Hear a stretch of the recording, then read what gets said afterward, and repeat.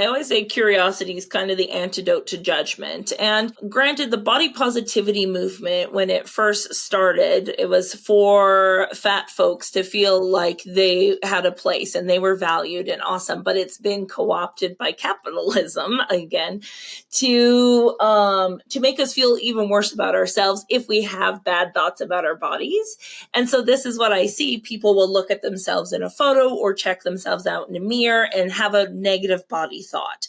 They'll say like, oh, my stomach looks bleh, or I look so ugly, or whatever.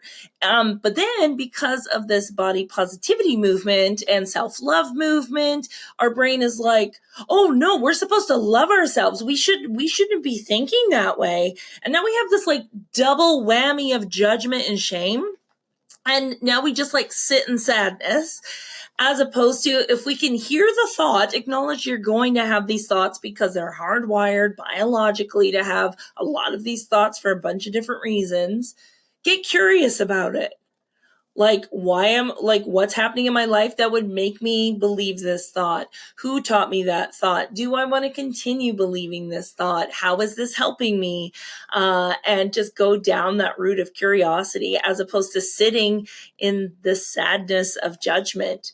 Because at that point, when you ask those questions, I think that's when you become empowered, because then you can choose to continue to believe that thought if you decide, or you can choose a different way out. Either way, you have chosen, which means it's an empowered decision instead of just the default of letting judgment pile onto judgment onto judgment.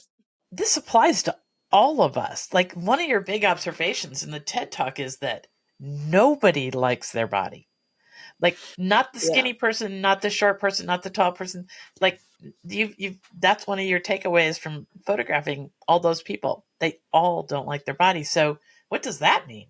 The biggest thing is most people, because I did a poll on Instagram, the majority of people have two fears when it comes to being photographed. One is looking bigger than they perceive themselves to be, and two is looking older than they want to. So shocking, the very two things that society has taught us are bad about bodies is that aging and being bigger.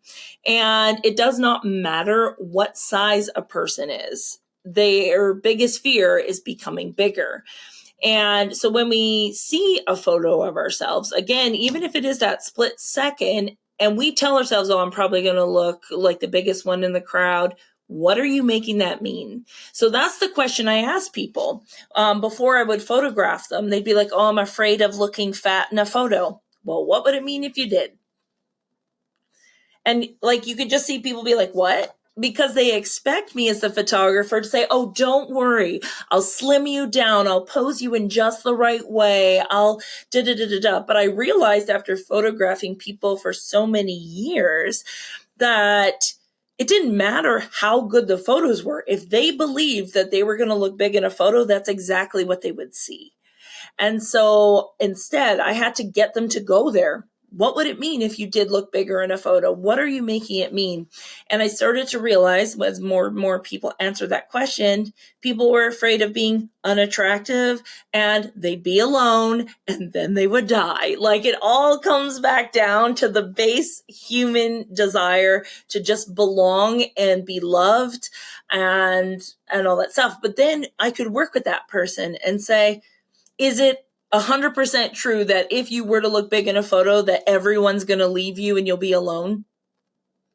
Right? And they would be like, well, no, obviously not. Okay, so like, let's let go of the pressure that we have to look a certain way in a photograph. What are we doing here?